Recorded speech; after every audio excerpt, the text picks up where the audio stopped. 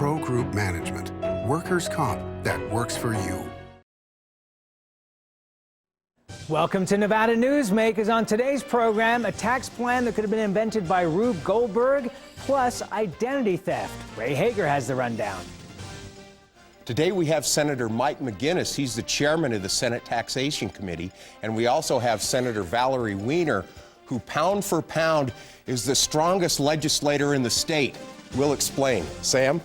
And coming up on the Power Pundit panel today, Bill Brainard, Marlene Lockard, and Ray Bacon. It's all coming up next on an all-new Nevada Newsmakers.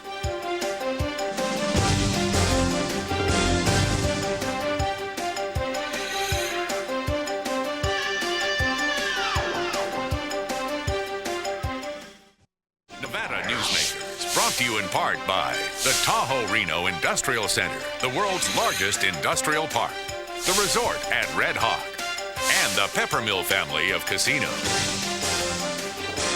This is one of Sierra Power's main generating plants. It's right next door to the Tahoe Reno Industrial Center.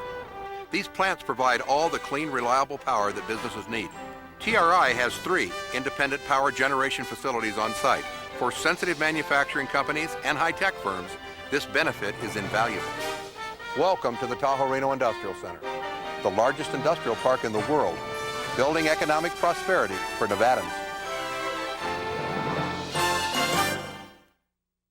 For more than a decade, the Southern Nevada Water Authority has been helping the community embrace conservation as a way of life.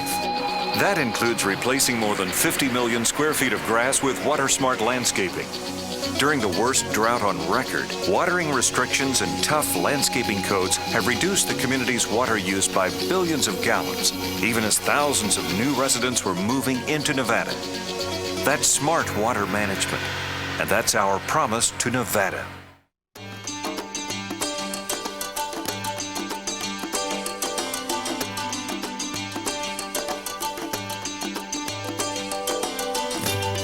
Many of the materials we rely on every day come from the ground, and modern mining technology brings them to us cleaner and safer than ever before. To learn more about America's natural resources, visit nma.org, the National Mining Association. I tell you, John, this industry has really changed. Tell me about it. You seemed to do pretty well last year. What's your secret? No secrets. Although I'll tell you something. The smartest thing I did was sign up with Pro Group Management. Really? Yeah, they do workers' comp, right? Yeah, their services are great. And get this, they saved me 30%. I've heard they saved others 50%. That works for me. Pro Group Management. Finally, workers' comp that works for you. This is Nevada Newsmakers with host Sam Shad, a no-holds-barred political forum. Now, from the Nevada Newsmakers broadcast headquarters, here is Sam Shad. And welcome back to the program. We're joined by Mike McGuiness, state senator, and he heads up Senate taxation. Is your head hurting from all these tax plans? It's swimming. The numbers are going around. Okay, we've gotten it down to 3 basic plans, correct? Well, there's 3 proposals that are coming out, and we're going to start hearing those in public hearing tomorrow. It'll be a joint hearing between Senate Taxation and the Assembly Growth and Infrastructure Committee. Okay, now we can understand cap, we can understand freeze. What is the third branch here?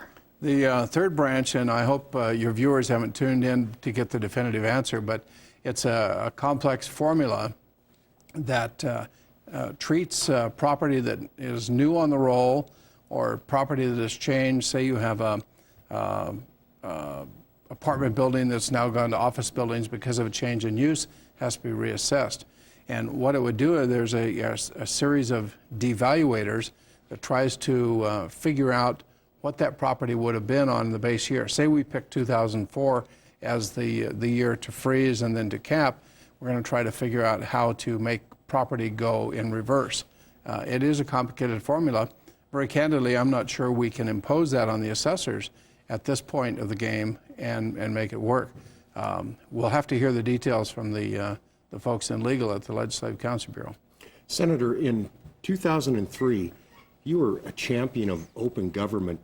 You made sure that the tax issue was dealt with in the tax committee and not behind closed doors.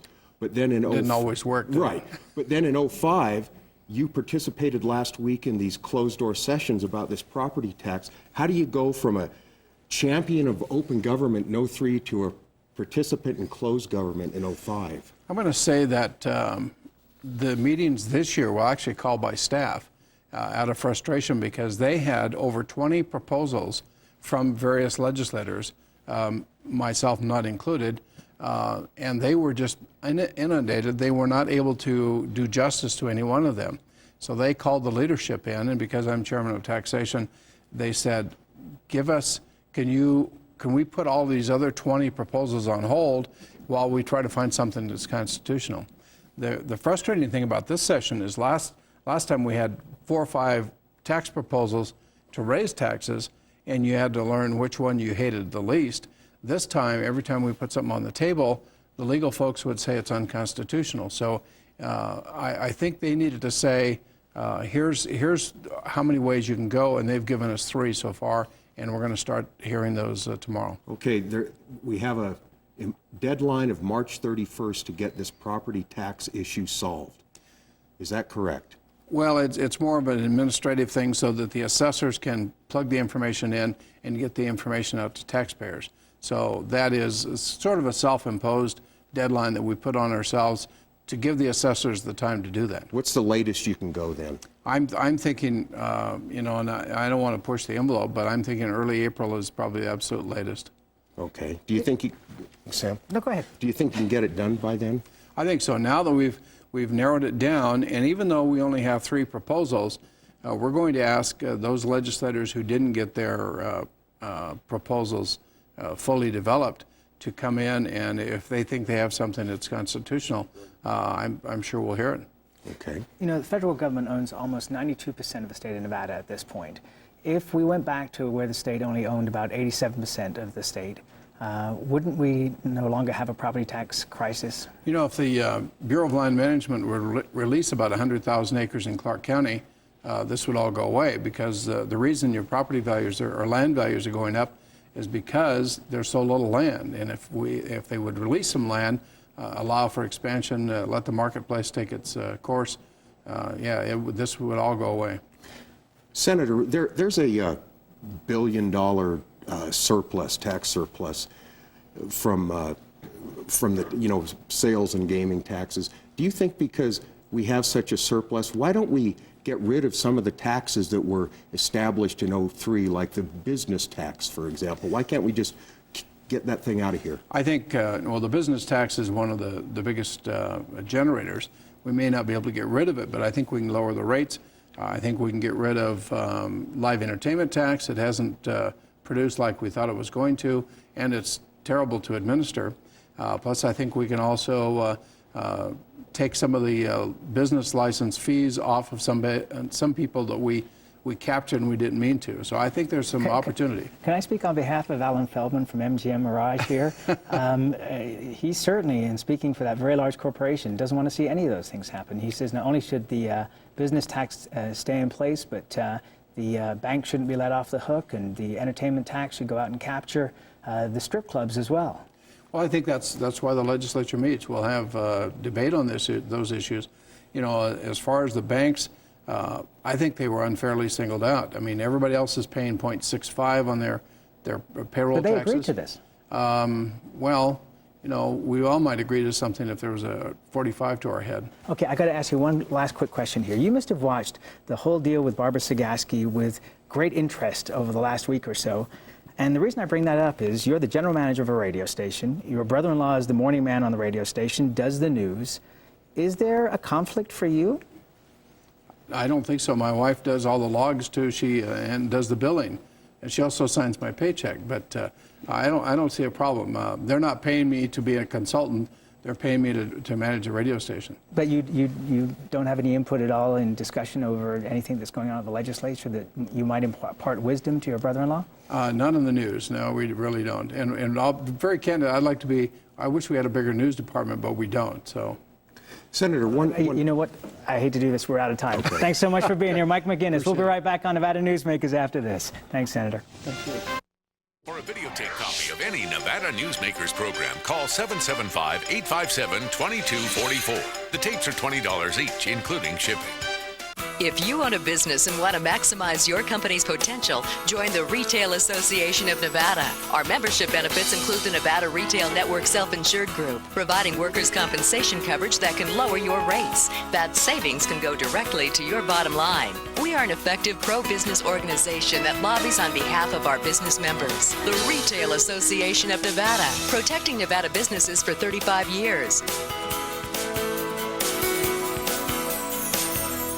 Reno's best dining values are all at one casino, the Pepper Mill. You can enjoy great savings on our popular specials. Pepper Mill's coffee shop offers daily lunch specials, low-carb dining, and all your favorite comfort foods. You'll find sensational lunch specials featuring Reno's freshest seafood, sushi, pasta, and more at Oceano. And early bird specials at Reno's Premier Steakhouse and Romanza Ristorante Italiano. The best values are at the Pepper Mill. Where are you dining?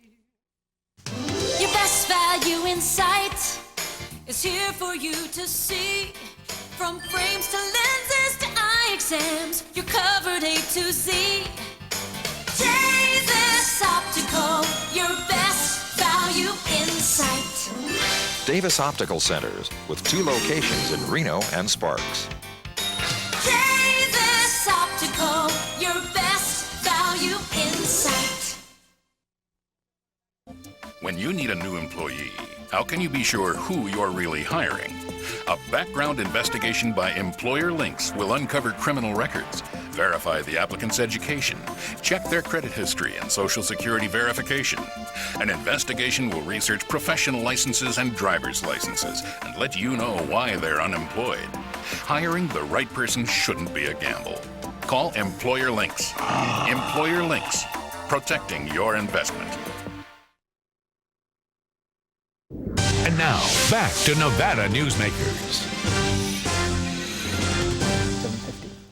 Back on Nevada Newsmakers, we're joined by State Senator Valerie Wiener. Welcome to the program. Oh, it's a thrill to be here. Thank you. Well, if it's a thrill, I'm not sure how exciting your life is all I can tell you. I appeared before by telephone, and now I get to do the real thing. Well, we're very glad to have you here. Thank you. I've got to ask you a goofy question right off the top, and then we'll get to some serious questions. Why do your bill drafts all have 7s in the number there? Well, they end in 7s. Okay, I started, my first session was 1997, and I had 7 bills. 5 of them ended in 7. All of them were signed into law. So the next session, I went to the Secretary of the Senate, who was 6 feet tall, and I said, Jan, that number seemed to work for me. Could I have bills end in 7? And she looked down at me and she said, well, dear, I don't think there's a rule against it. So I've made an effort to get that 7. And I'm not superstitious. It's kind of fun. And every session I come up and I give a luncheon on March 17th at 12:37 for all the people who help me do my job. And that includes bill drafters and other people who help me succeed at what I hope to do. Well, thank you for clearing that. We had several emails about that. They call me Senator 7, in fact, in the Senate side. I think we shall call you that ourselves from now on. Let's ask you about identity theft. It is becoming a huge problem in this country. We've seen, major corporations losing hundreds of thousands of people's names and all their information. What can we do about it? Well, I started looking at this even prior to last session. I'm on a special advisory committee in the Attorney General's office on cyber crimes, and I had been reviewing things that happen with the computer and technological crimes. And so I brought a bill 2 years ago on identity theft that dealt with credit card issues. So we had not had a law that outlawed skimmers and re-encoders, and so we've given law enforcement that tool. And now, this time, Assemblyman Anderson on the Assembly side and I on the Senate side are co-sponsoring a very substantial identity theft bill. I was working on it even until last Friday morning, adding components. So it's going to be pretty comprehensive, and we'll see how it shakes out. What is involved? Well, boy, there's so much. There's a piece of it that law enforcement has asked for, and I said, fine, and then you certainly can come to the table and explain it. But some of it's on forgery labs, some of it deals with more specific identifiers so that we can actually protect people from being arrested as identity thieves in stealing their own identities to prove them innocent, not guilty. We have some more components to protect more vulnerable populations, such as seniors who are in housing or residential units where they pretty much give up their identities to the caregivers to protect them. We have some components about credit protections, PIN numbers and so on. We will address the issue of choice points so that we can protect the people of Nevada from that occurring here. So it's a very, very comprehensive bill, and I'm looking forward to actually reading it as the drafters get it to my desk.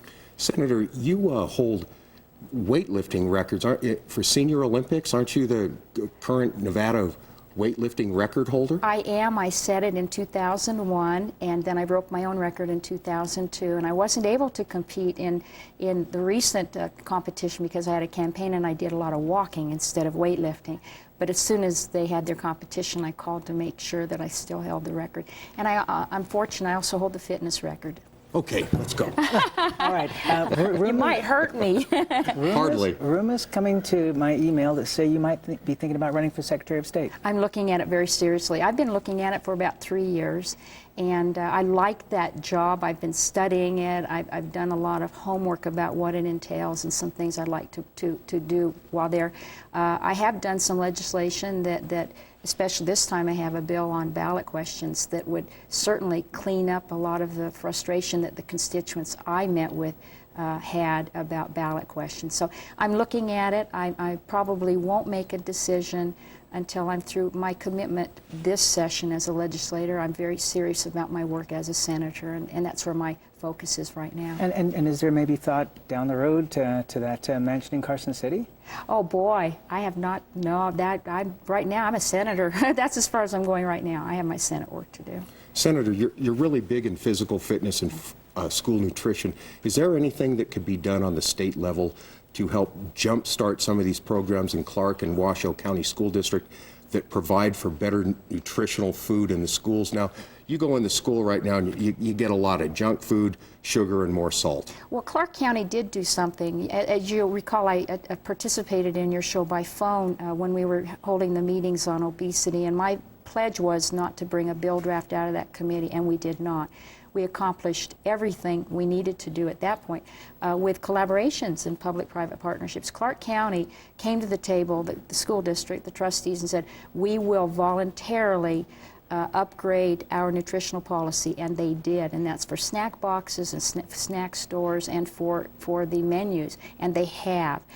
We also have a statewide plan coming forward on the effects of obesity and policies that we need to address, and they're working on that right now. And what is a quick answer? What does Washoe think about this? I can't respond for Washoe County because all I know is at that point that they did not come forward with the school-based decisions to change, but hopefully they will see the success in Clark County and maybe make some changes. Well, they have some pilot programs going on right now. The key thing in Washoe County, their big concern is fundraising. A lot of schools fundraise by selling chocolates and cookies and things like that. Do you think that should go away? Well, there are ways to do healthy snacks. You know, health and snack don't have to be I couldn't agree with you more. Senator Seven, thank you so much for being here. We'll be right back on Nevada Newsmakers after this. This is Nevada Newsmakers.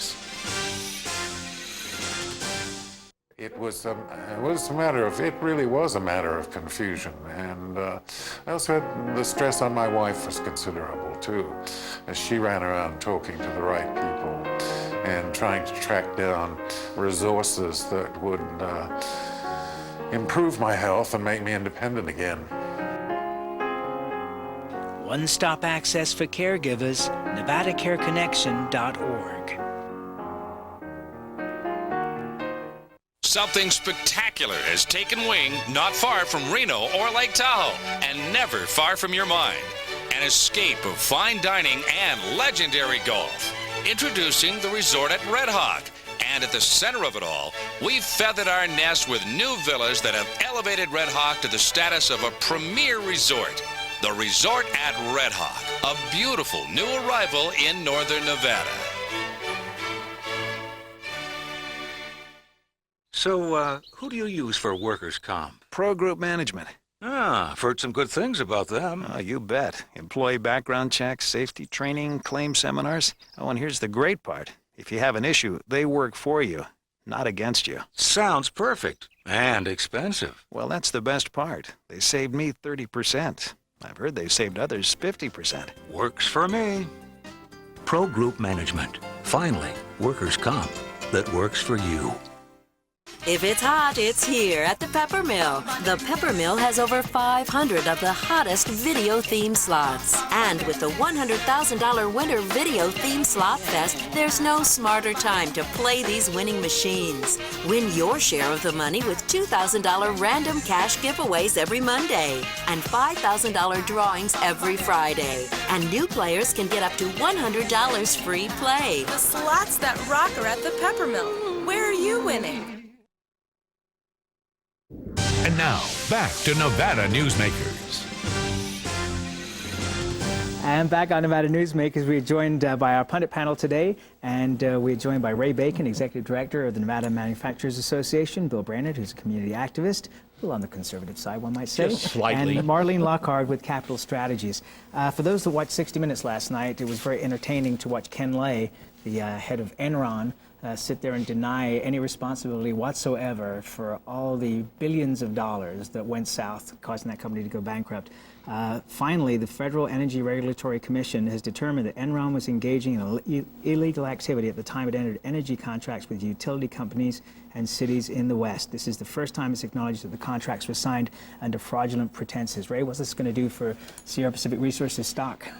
Well, hopefully it finally helps it considerably. You know, when Enron first arrived in this state, it was probably, you know, a bit of an analytical, and I went through the numbers of what they were trying to do.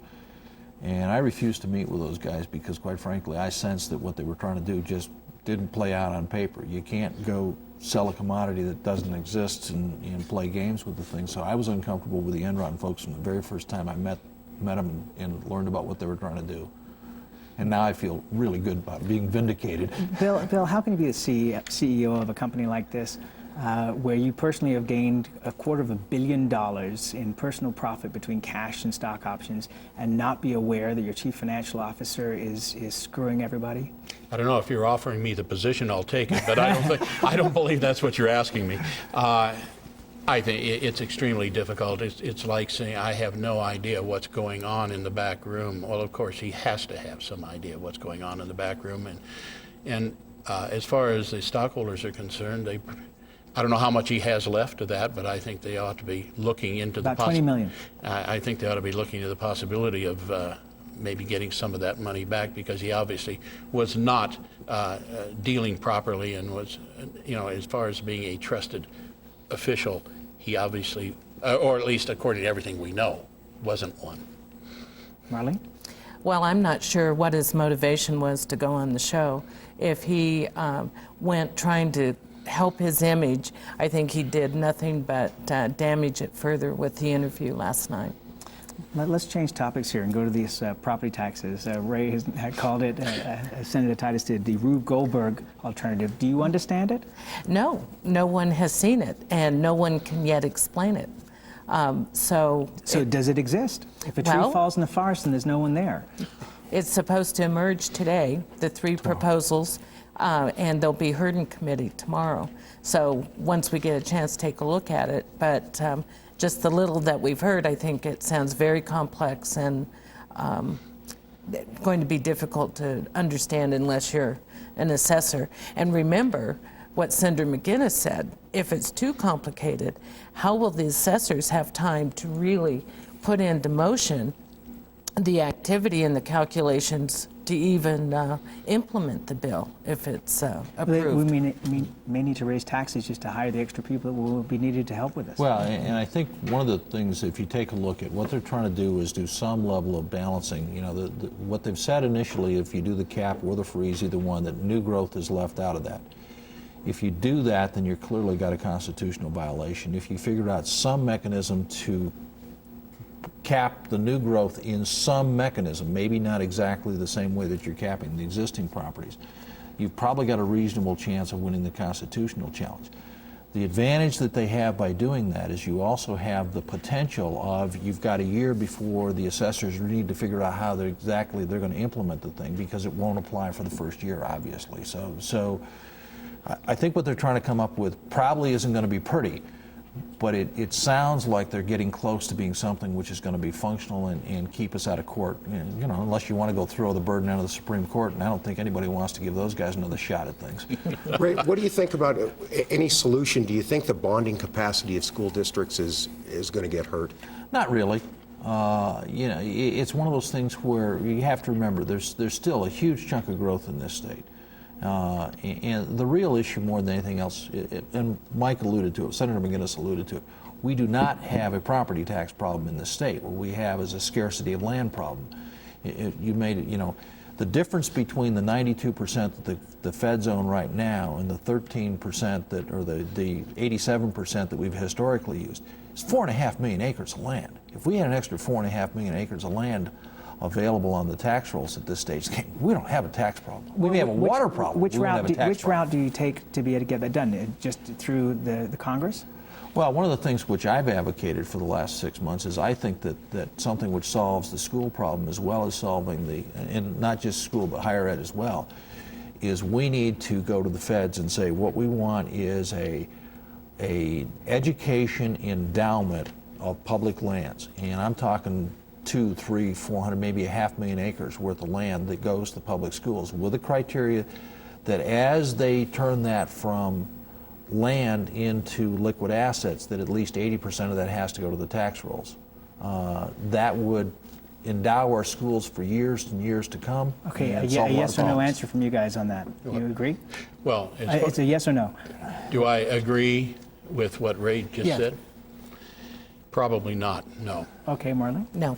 Okay, we'll be right back on Nevada Newsmakers after this. Not entirely. Nevada Newsmakers, brought to you in part by the Tahoe Reno Industrial Center, the world's largest industrial park, the resort at Red Hawk, and the Peppermill family of casinos. This is one of Sierra Power's main generating plants. It's right next door to the Tahoe Reno Industrial Center. These plants provide all the clean, reliable power that businesses need. TRI has 3 independent power generation facilities on site. For sensitive manufacturing companies and high-tech firms, this benefit is invaluable. Welcome to the Tahoe Reno Industrial Center, the largest industrial park in the world, building economic prosperity for Nevadans.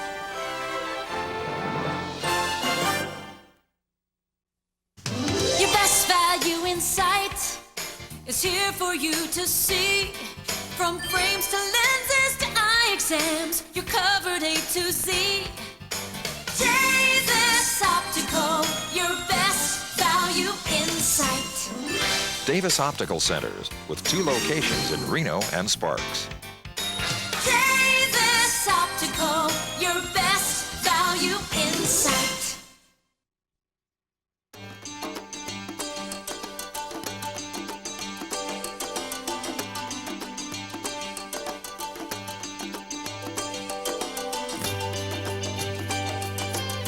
Thanks to an ongoing commitment by America's mining companies, more than 2 million acres already have been reclaimed.